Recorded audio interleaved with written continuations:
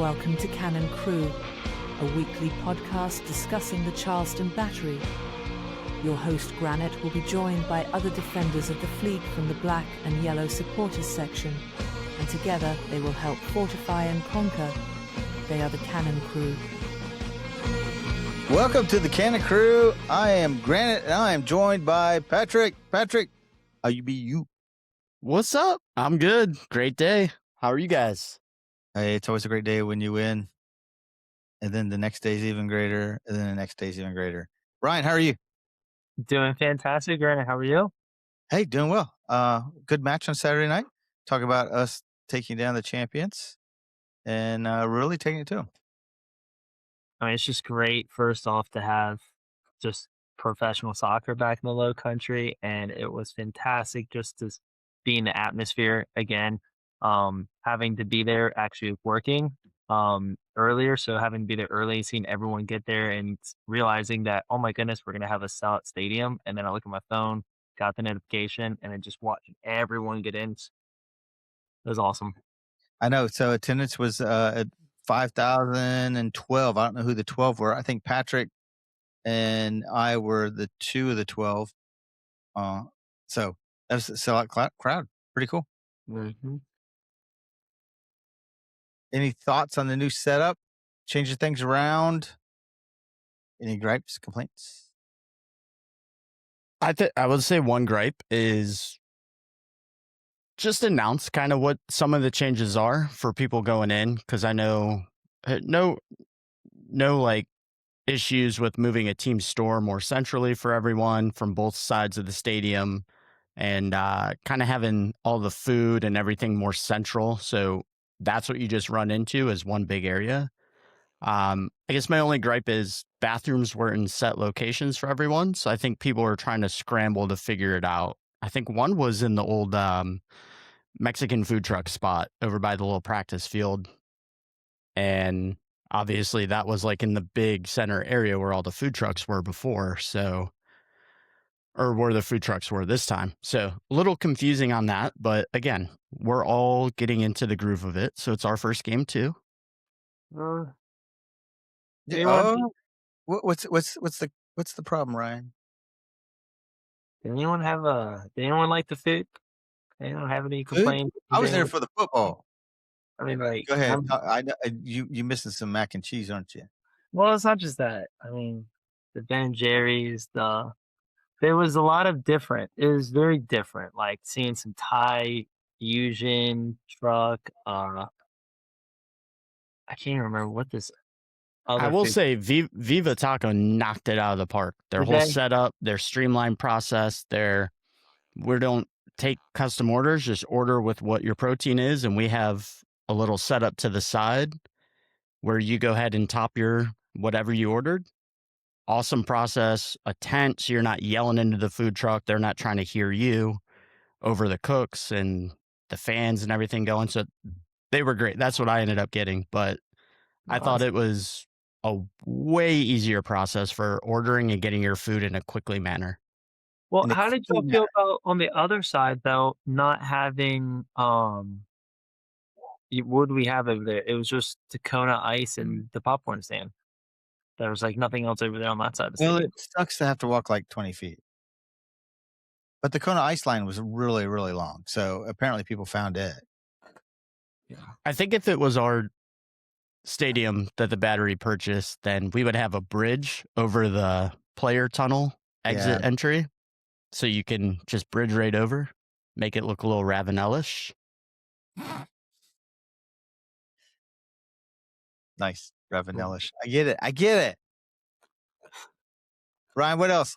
The restrooms. I like the repositioning of the restrooms because they're not in the middle of all the food. The other cool thing was the team store. Yeah, Opened that up. Got more space in there. That took me a minute to get like just adjusted to, because I was so used to seeing the giant cooler there, and then now seeing the team store there, and like it's a lot bigger. Yeah. It's very nice. And they got some cool merch in now too. So we got some new stuff. And the other part, we went down. We won't talk about the no-see-ums. We couldn't see them. We couldn't see them. We could feel them. They were everywhere. Next time I'm going in, my pockets filled with little packets of bug spray to sell to people for like $20. Kind of really But feel one area.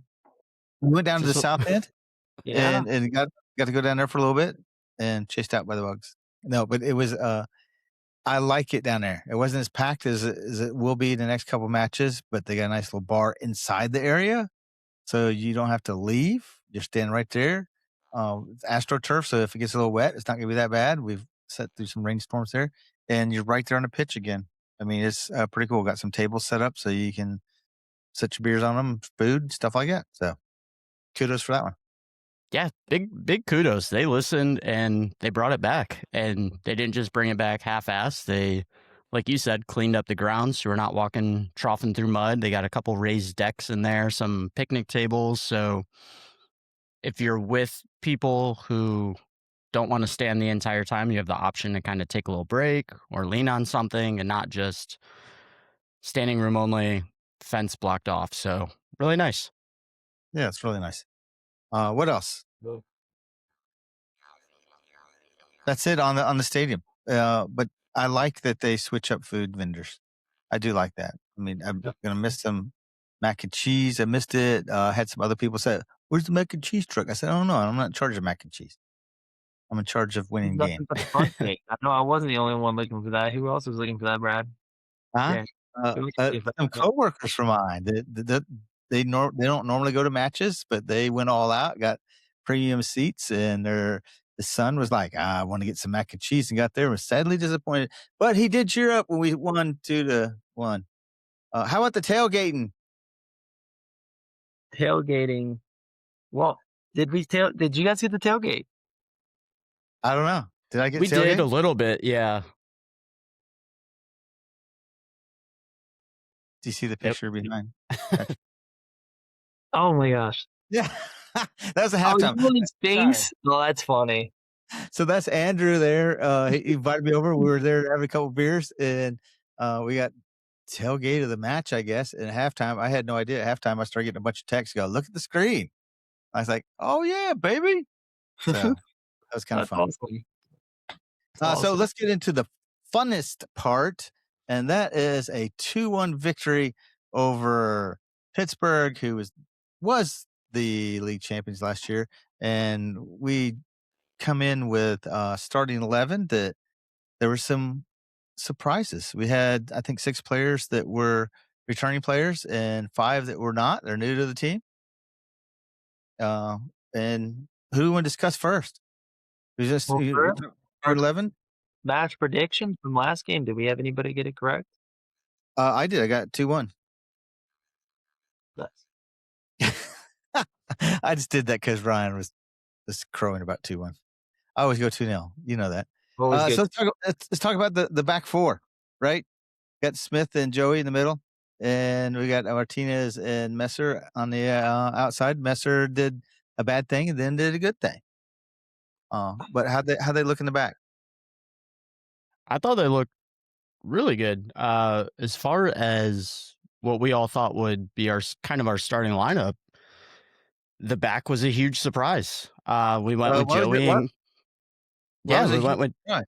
we went with Joey and Graham Smith, which shouldn't be a surprise, but Sean Suber was not there. He was not our center back. He was in a different role, still starting, but unbeknownst to us, I guess they were working on it in training, his new role, because Landry and Crüe were not supposed to be playing due to, I think it was due to a little bit of fitness, but more of a issue with green card player visa coming in time for Crüe. So with that being said, they practiced it all week, so they kind of knew it. Luckily for us, Crüe got his visa in time for the match, so he was able to come on later. We got to see him. But yeah, a big surprise. Sean Suber not starting at center back role, but more of a CDM role. I guess that's my big takeaway from our back four. Yeah, so that kind of leads into it. Our back four did their job, but the big thing is the person that we thought was going to be one of the center backs, and he was he defensive player of the year last year with Pittsburgh and just killing it. And then all of a sudden he ends up in the midfield. So let's talk about Super for a little bit. It's amazing that he showed up down here. And we had a discussion, I think, during the match about what would take somebody from a championship team, center back, and move somewhere else. I think kind of the discussion went along like after we saw where he was playing, maybe there was little discussion about where he gets to play. Right? Like having that ownership or having that power of I now want to, I want to change positions and I want to listen to offers. If anybody out there in the league's willing to listen to me, I'll provide them my services. He's proven, what he is capable of in one position and, he wants to give a go in another. And I think that when he was in that role, we would, suspect him possibly being in a six role rather than an eight or a 10. But seeing him play higher as an eight, I feel like they're doing that on purpose because since he is such a rounded defender, he needs to get a little bit more attacking mindset and be more disciplined up front. So watching how he was tracking back and staying disciplined to staying a little bit higher every time and kept checking and actually taking a step back each time to slow himself down. Um, just led me to believe that they're just prepping him for what's to come. I mean, we could see him as the solo six in the future.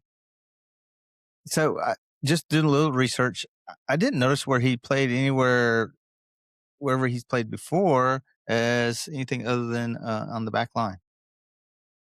Yeah, no, I think But this was a one-off situation due to some guys not able to start in particular, which we just touched on a little bit, but it's really, I guess, comforting to know that someone of a stature of his can be that versatile, even though he is in talks for Defender of the Year. He is playing every minute. He's a rocket as center back. He comes off being the captain of a team at center back, such a vital role for a team. And just knowing he can step a little bit above Joey and Graham and just kind of be that lead force from just 15, 20 yards forward, it's helpful. I mean, it's not the spot he's going to be playing in. I mean, I think we have our guys back now and he's going to go back into his natural position, but it could be a little shakeup if we want to get some guys some playing time and give Sean a rest and he wants to come on and play a little CDM for 20 minutes in a game. We can do it now. And we have that more, like, we have such a good triangle of defensive players that can kind of hold our field down without relying on our attacking creativity to fall back and fill that role so much. So it's at least nice to know he can do that if he needs to.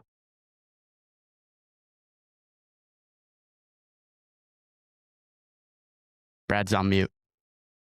Oh no. it's nice to know that he can fill that spot and push forward. And it didn't seem like he was out of place. And the speed of play was fantastic, even as come down his side or Emilio's side. Mhm. But I didn't see too many, missteps on his part. And maybe what Ryan's talking about, maybe he keeps moving forward. Yeah. And one thing we'll touch on is the opening goal came from him. And all he had talked about in the presser afterwards was he was told to focus on two things: his guy and attacking the ball in the air, whether that's defensively or offensively. And he did both of his jobs. He sure did. I will talk about that presser. He was very polished in that. If you listen to it, I encourage everybody to go back and listen to it. He's very polished. And the questions that were not that there's some battery staff there that ask kind of, I don't want to say canned questions, but they're questions I suspect he probably knows are coming. But the one reporter was asking questions. I don't think he was necessarily knew were going to come, but his answers were very polished, very clean. And I was quite impressed by his demeanor and how he talked and how he enunciated and coming off a pitch where he had a fantastic game out of the match and he was a little excited. He was very excited his family was there. He's very excited. So I think he's from Charlotte. Is that right? Yeah, he grew up in Charlotte, played youth levels there. very captain a lot of his teams, led him to some national playoffs, and then made the decision to go to Charlotte for college, the 49ers. I'm sure being in state is helpful, but also he has a older brother who is playing there, so it's kind of a one-off chance to potentially play on the same team as him. And the cool thing too, he mentioned in the presser that he's like, I know it's going to get hot down here. So he knows that heat's coming because he's lived it, which is fantastic. So it shouldn't be a shock to him. So let's talk about the first goal a little bit. And I want to focus on Mr. Kelly, because he is turning into like just a rock, kind of understated, kind of quiet. But he was I think he took all the corner kicks but one. And that corner kick coming in was perfect placement, and Suber was in the right spot. But the rest of the time, Kelly was really muscling over on the left. Yeah, it kind of looked like Messer was taking from the right side and Kelly was taking from the left side. And I mean, I think kudos to both these guys. The balls were there. The balls were in dangerous areas. And then we had talked about it. Like, when you just have a bunch of big guys in the box, like, these are great moments for a team. Corner kicks, set piece free kicks, long throws. Like, you're going to get more guys involved just for the fact that if you loft it higher, we have a better chance of attacking it and getting something from it. As far as the corner, great corner. But before that, he had a chance at the top of the box. And I think it's something we struggled with last year, was just hitting these balls into, like, on target and getting the deflection for the corner kick, which was huge. That's what led to it initially. Well, he adds that height in there. We talked about that. And after the match, I was talking to somebody I was leaving, and we're talking about the match. And I said, we obviously went for a little height this time. And the person that kind of is in the know said, so you noticed. I don't know how to take that. But when I start looking at the heights of people we have, Graham Smith, I always thought he was the tower. He's 6'3". You got Joey the same height. All of a sudden you added Miguel Berry 6'3", and you add in Crüe at 6'3". So we're getting a lot of height going on there, which is going to help us out with corner kicks, a lot of set pieces, stuff like that.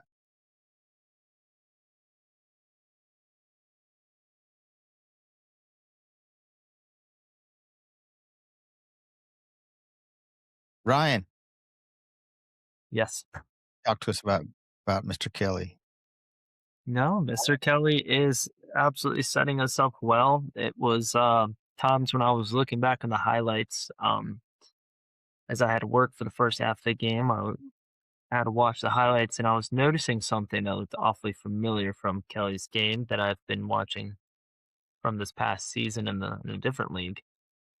Seems like we're becoming more on like set piece specialties and like a precision, almost. If he took 10 corner kicks, 9 of them all ended in almost the exact same spot within maybe a ball and a half off of each other, right? Like, you put them in the exact same spot every time. Joey should have had a chance. The exact same spot where Suber scored, Joey should have scored the exact same time. And that was actually from Messer, from the opposite side. Again, Messer was putting it in the exact same spot as well. The free kick from outside the top of the 18, putting it in a very dangerous spot.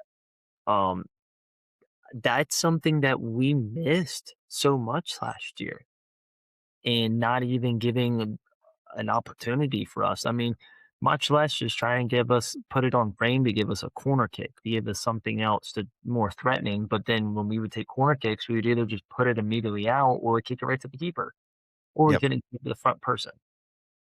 I mean, where we're attacking now, whoever is in there right now is doing a very, very good job. And now we got more targets there, right? In the box. Way more targets. And it's also nice to note that compared to last year, we're finishing a half off. This Super's goal was in the second minute of extra time in the first half. We're finishing the half off strong. We're not just getting scored on and going in deflated. We go ahead and get that first goal. Like, the boys have to be stoked going into halftime on that. Yeah. How that important is it? How important is it to get a goal right before half? I think it's incredibly important. Crucial. I think if you're obviously no one wants to concede before halftime, and the you usually just end as a draw. But if you're the side that gets a goal right before half, so massive. But how many times last year or in past years has that happened to us, like as the Yeah. Charleston Battery, right? It's always stung. It almost always felt like leading up to halftime last year, we would kind of give up one or it'd be within those last 8 minutes or so. And when that happened to us and we got that goal, I heard it. I heard the sirens go off, and I'm like, right before halftime. Oh, so beautiful. You must have been in the same boat as Sean, because he said he didn't even know it was going in. He just kind of headed it, and then he heard the crowd erupt, and he was like, "All right," and he just ran off celebrating. Well, it hit the side. It went off the side of his head. It wasn't like he was hitting it with his forehead. It went off the side of his head. So it was fantastic. Oh, it's beautiful.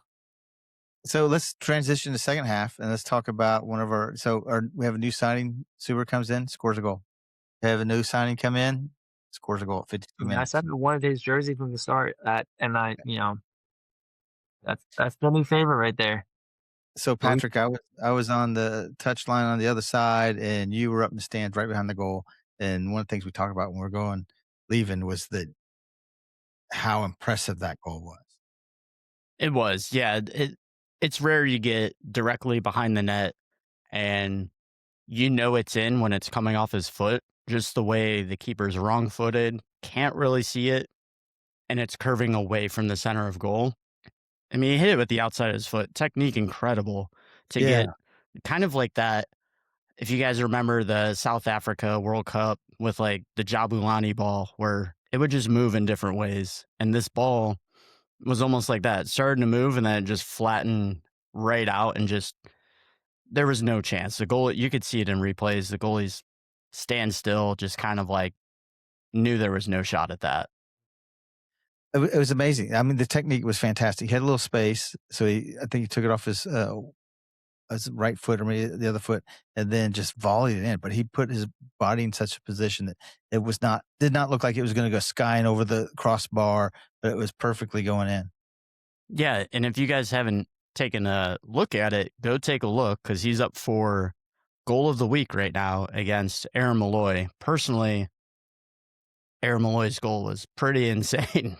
I would give it to him, but already getting some first week honors on this. I mean, it was nice. But I think we got a little lucky on this one, boys.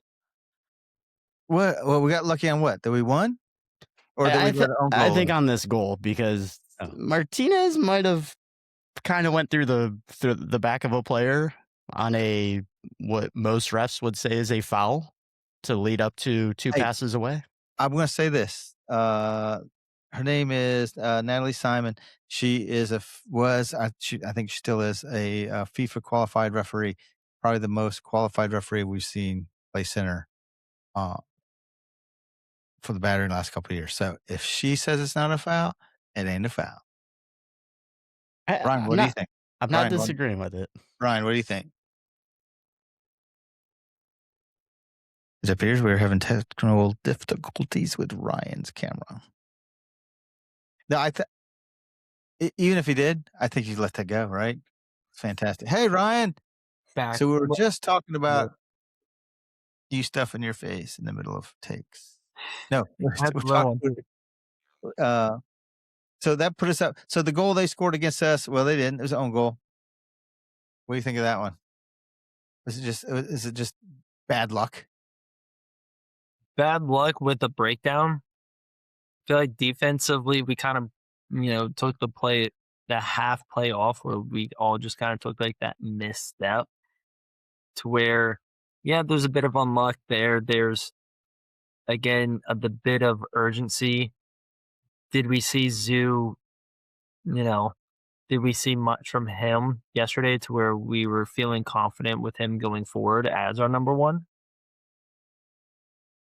I mean, I thought he played really well. I think that goal for him was kind of unlucky. It just took a weird kind of hobble, and it. I'll say that it was for 100% for a guy who's having an incredible game, and Messer gets the assist. has been banging crosses in, and it's just one of those, like, he's going to be beating the hell out of himself all week about that, and it's no way his fault. He was in the right position.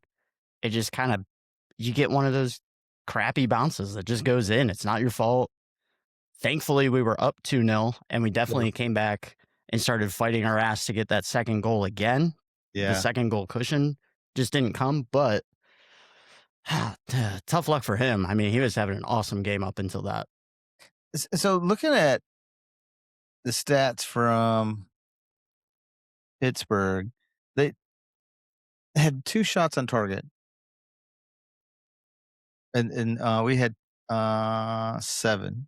So we were really cutting them down. They had 0 big chances. We had 1. What was the other stat I was looking at for that one? Well, they were first half shots on target too. So the second half they didn't get any on target. Yep. And so we shut them down, right? And I think that's key. And so they really didn't score that goal. That was the own goal, as we all can admit. The one thing that I noticed was kind of lopsided was the number of fouls that we committed. They had us at 14 and they were at 4. Is that going to be a problem? Because I think we had 2 guys come out of that match with 2 yellow cards. I don't think it's going to be a problem. Pierman said in his presser, just talking about, like, we kind of expected some stuff to not be clicking, and he, even to his surprise, he was like, we looked a lot better. We were a lot more, like, ready to go, and we're going to get better. So we're not where we need to be, but I think it's an identity of a team that plays so high up the pitch and wants to attack and score goals, is that they're going to get caught out on some areas, and you're just going to have to foul and live with it. So what'd you think about the speed of play? So the speed of play, because in the past we've kind of done this big build up and then trying to get the ball in the box, or we take shots from the outside. We had 9 shots, all 9 of our shots from inside the box, but it seemed kind of, I don't want to say organic, but it seemed like the play was moving. It wasn't like we were trying to build up a lot of play. It wasn't a lot of horseshoe passing around to try to find that favorite, that's a special pass. Seems like we were doing good work and doing it quickly. I think it's a lot of credit to the new guys in the team, of just gelling right off the rip. You didn't get a bunch of guys who aren't professionals, or maybe this is their trial into the USL Championship and trying to make it. Like, you have some seasoned vets out there who can get it done. I mean, Miguel Berry worked his tail off up top. Cabrera, obviously, like, I can just compare him to a mix of Torres and Rodriguez. He works, but he doesn't quit defensively. He's kind of like that player that if he loses the ball, it's on him. He's going to go get it back. So, I don't think we were a focused team of, like, here's how we play. We play through this player or this player. I think everyone kind of had an equal part in this, and we're gelling really well for a week 1 victory. Yeah, and we didn't discuss Emilio because I think he's our captain. He was, again, a workhorse and filling those spaces where we needed filling in. New fresh cut too. Yeah, I like the old cut. But anyways, No, you got to change it up this year. He was in the old phase. He went through a slump last year. Cut it. Get something different. Let's go. I mean, he's got to be ecstatic, right? Oh yeah, you know he's the guy. Aaron Malloy's out of the way. It's not Izikaza starting. I mean, this is his role now. He's going to be that guy. Mhm. and he's got some people so he gets some rest every once in a while. Because I wish we had, like, Energizer Bunny battery stats on how much energy somebody puts out. But he's probably putting out a lot more energy than a lot of other players, just because he's always moving and moving quickly. But And he's did got you short notice legs. that He's got short legs, so he's got to take like twice as many steps to get across the pitch that, say, like Joey does. Did you realize that we played those today or this weekend? Say again? Did you see and realize how the Battery played this weekend when it came to their press and how they played their line, how high Yeah. they played, and how even, again, you talk about how, yes, we still got scored on, but I'm more inclined to pick shutouts now after looking at it compared to last year, because last year I'm looking at it like it's defensive breakdown or, the keeper, right? I think Zoo played a good game. And I think the defense played a great game. And we played such a high line to where, I mean, look at Pittsburgh, 2 shots the whole game, and both were in the first half. Like, that to me speaks how we were able to absolutely lock the lock the other team down while also maintaining them in their own half of the field for the most bit, right? Not even near our defensive third. Um, Yeah. And Dick, you Dick can was not keep somebody to going. mess around with. I mean, he's got speed and stuff, and he never really was really a threat the whole time. God, Dick was so scared on his ball that he was through on goal that he had to just dribble out of there. Do you remember that? He's like going 1v1 with the keeper, and he's like, nah, F this. I'm out of here, man. Nah, Totally killed their attack. So, I mean, kudos to shutting a guy like that down, because a lot of teams in Yeah. this league rely on that one guy's speed long ball. Yeah, there is quite a few teams this year, and you know, you kind of look at how um some of the new teams are playing and how teams around the league got their goals this weekend, and that's exactly what you see. Other than you see some great goals outside the box, but you see a lot of wingers where it's just a ball played right down the line. Hold on one sec, guys. So what was happening around the league?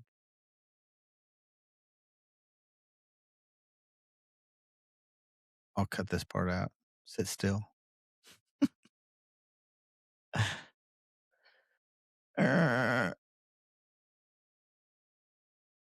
Hello, Patrick.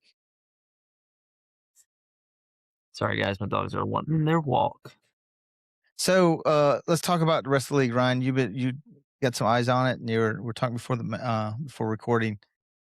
So what was Yes. going on?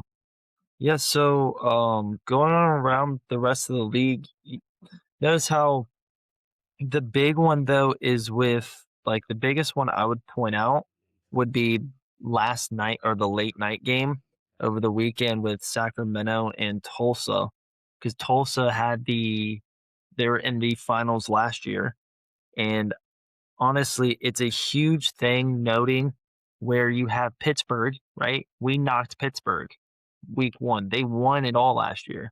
And Tulsa, who was in the final last year, the question is it hard for those teams to maintain their championship level teams for the next year? And it kind of shows week 1. But our guy Arturo, who went over to Sacramento, got the start, and he had a shot, 3 fouls committed, got fouled twice, like he usually takes hits around the box, and he got his assist as well. And got his about 70 minutes of playing time. I think Sacramento is definitely going to be a team to watch out for, but it's not a knock on Tulsa either, because Tulsa still had 12 total shots. So they were ripping some shots as well. So I just think it was very unlucky in that game, but Tampa winning 1-0, and the big shocker with Hartford winning 3-0, and Hartford the past couple of years being so far down on the league table. And last year, surprising everybody, being bottom 2 in the league last year, but still winning the Jägermeister Cup. Now they beat Jacksonville 3-0 to they're actually leading the whole league right now. That's a good start for them. So it's exciting stuff for this week 1, Yeah. and excited going for the rest of the league. But shout out to Brooklyn getting their first win in their entire franchise, 1-0 win over Indy.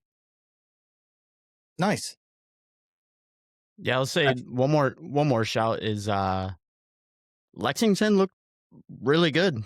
They looked like a team. If we want to take a reluctant stroll back in the memory bank of Rhode Island not too long ago, and their debut season just came to play. They kind of like got into the playoffs, but then made a huge run at it, obviously knocking us out. I think this is going to be one of those teams that's very dangerous, and it's not just because Malloy's there, but you go up against Louisville, who is hands down the favorite or top 2 favorite every single season right now to make the playoff or win it. and you hold up your own, you get the first goal. You don't just sit on the back burner and get a late garbage goal. You get it, and yes, they come back and eventually win the game, but I think that's a team to look out for. It's going to be a really tough team to play against. And I agree with you. Like, it's nice, like Brooklyn got a win, and you kind of see another team in Florida looks like the new Miami FC. Yeah. Not going to do well, but Tampa Bay might be one of those teams as well. I guess the secret sauce is just take a bunch of battery players, spread them across the league, and teams get better. Apparently. So let's look forward. I think our next match is U.S. Open Cup. Is that right? But, we got to buy this. The other thing, though, I wanted to note real quick. I'm sorry. The last thing I wanted to note what Pat said, though, with Lexington, I was going through our entire schedule, and once again, I'm not seeing where we don't play Lexington again this year. Do we not? No, we don't play Lexington at all this year. And we didn't play them last year. Well, they're new this year, so we'll be able to, we don't have a game against them? We got played. They were in the league last year. They just missed the playoffs last year. Did they? Yeah. Not a memory that sits in the bank, obviously. Not good enough. Every time I see Lexington, I think, Columbia. I'm like, they have a team? Then I realize, oh, it's not them. Yeah. Okay, I will say Brooklyn had the best stadium, though, for sure. Absolutely. Dude, I think it's at Coney Island. Brooklyn Power. That's cool. Yeah. Well, not like the Battery Stadium's gone to when everything gets straightened up. So let's talk about the next match. We'll have a bye week this weekend, which is kind of odd. I hate doing a bye week in the after game one. But then the next match looks like March 18th, and it's an U.S. Open Cup against the Badgers. And that game's going to be on YouTube. Nice. That's fun. Is that what the Badgers usually do their stuff on? Who's the Somebody fill me in on the Badgers. Does anybody know? So Florida Badgers, kind of like put in perspective. I don't know how close it actually is, but like if you put Charleston United and how they have their UPS and how Charleston United down here have the UPSL team, they played against South Carolina Heat in the division conference. There's like 2 games later, they ended up playing Florida Badgers to seal a U.S. Open bid. So, gotcha. So they're not like honey badgers. They're like the high fructose corn syrup badgers. Yeah, a little honeycomb. Yeah, I'd say honeycomb ones. Yeah.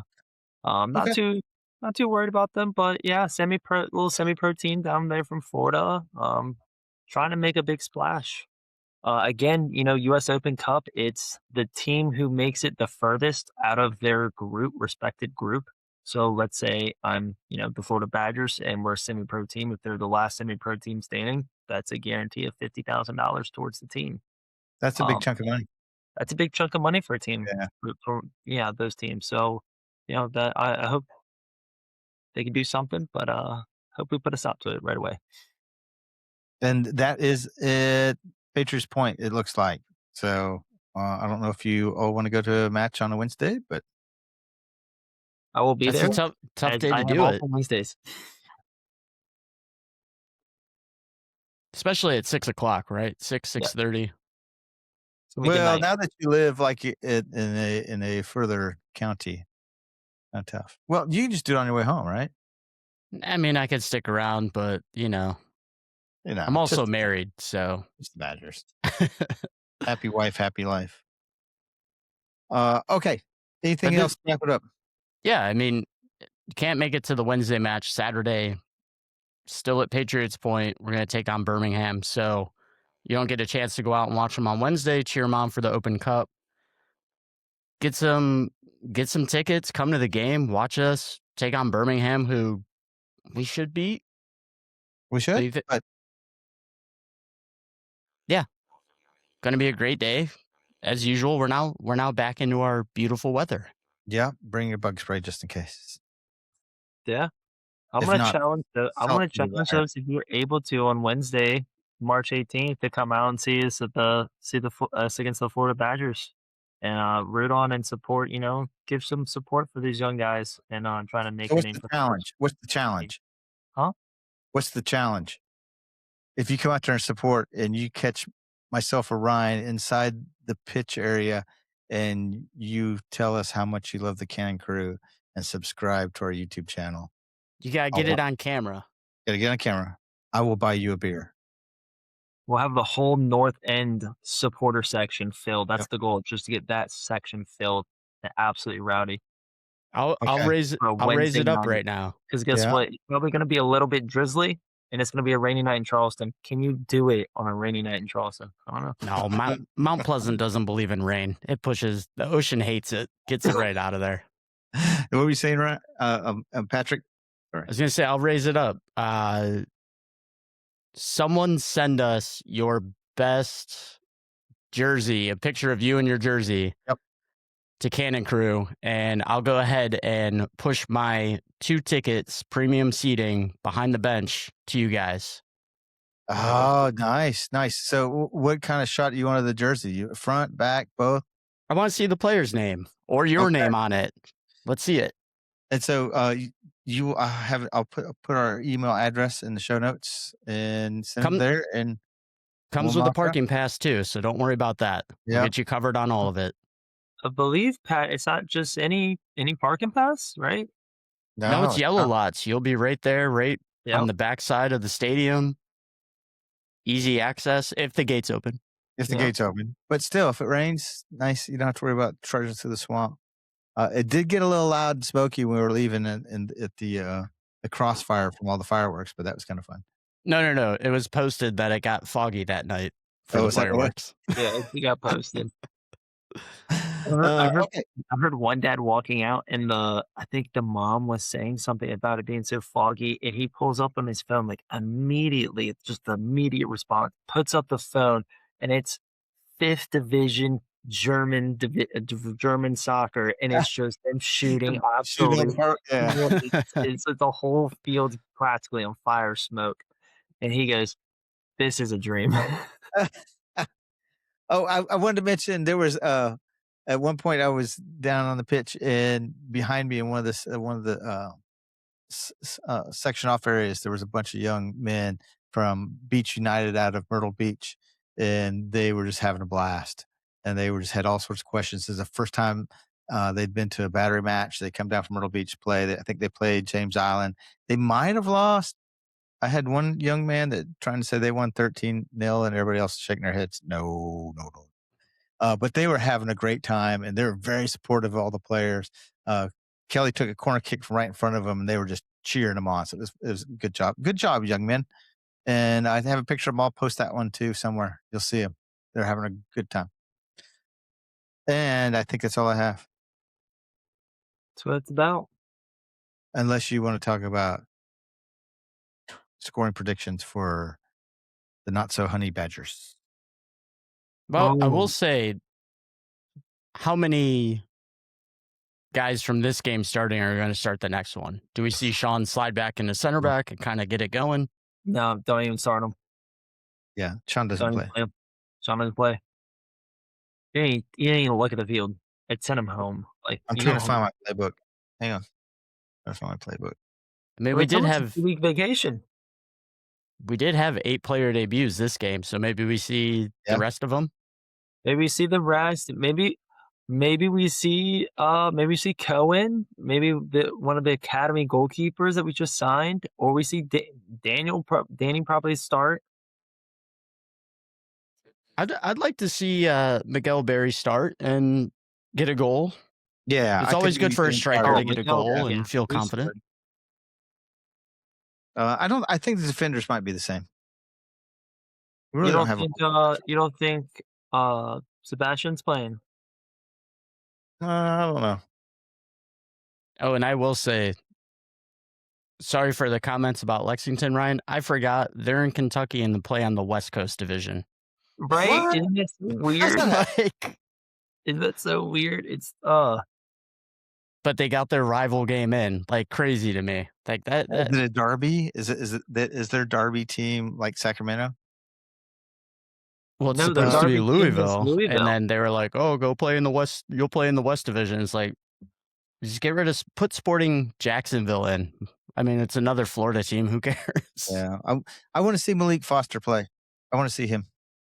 That's the person I want to see play. I want to see Laurent play. I want to see Laurent play.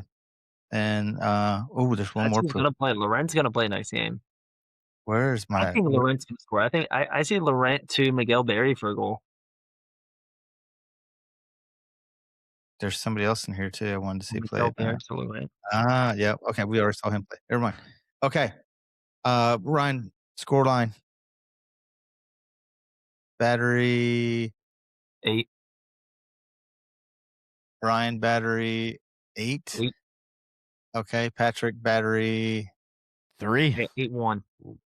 8-1. It's just 8-1. That's not bad. We had a game last year in the Open Cup that was just abysmal. We were done at like 20 minutes in with scoring. We were like, it's too much. Hey, do we start to does Luis start, or do we put somebody else in goal? Somebody else. Yeah, no, this is what I was saying earlier. Do we start Cohen, who's a USL Academy keeper that we signed from James Island? Shout out. Or are we gonna, see Daniel come in? Or are we gonna see I believe his name's John, the guy from Hartford that we signed? Yep. The kid's big. He was walking off. He was great. He was high-fiving kids at the end of the game, like stop, turn around, give them more. He's giving them little talks and like laughing with them. I'd like to see him get it. Who was that? Patrick. The guy you were just talking about. What this was it? The keeper from Hartford. Yes. Yeah. No, he has an absolute. He's a monster too. He has an absolute personality. The dude's massive, and he's just one of those guys that you meet, you play with for like 5-10 minutes, and you're like, "Yep, he's my keeper." Like that. That's what I'm gonna play for. Well, apparently everybody doesn't agree with that, but anyways. No, you know what I'm saying. All right, Granit, what's yours? That's why we brought him here, though. Like that's why we brought him here. We have a nice, healthy. We have a great competition this year. Like I'm very excited about our keeper core this year. Mine's 4-0. 4-0. Whoa, seems low. Well, I think we're gonna start. It's a UPSL team. We'll get up 4-0. We had 4 goals like in the first 20 minutes. All 4 going into the opposition net, or are we going to put one in ours just to make them feel better? No, not yet. Wait until the next round. I mean, we might even put Robbie out there. Yeah, you would love to see it. That's just fantasy land we're living in now. I know. I'd love to see it. Okay, guys, that's all I got. We'll see ya. See ya, boys.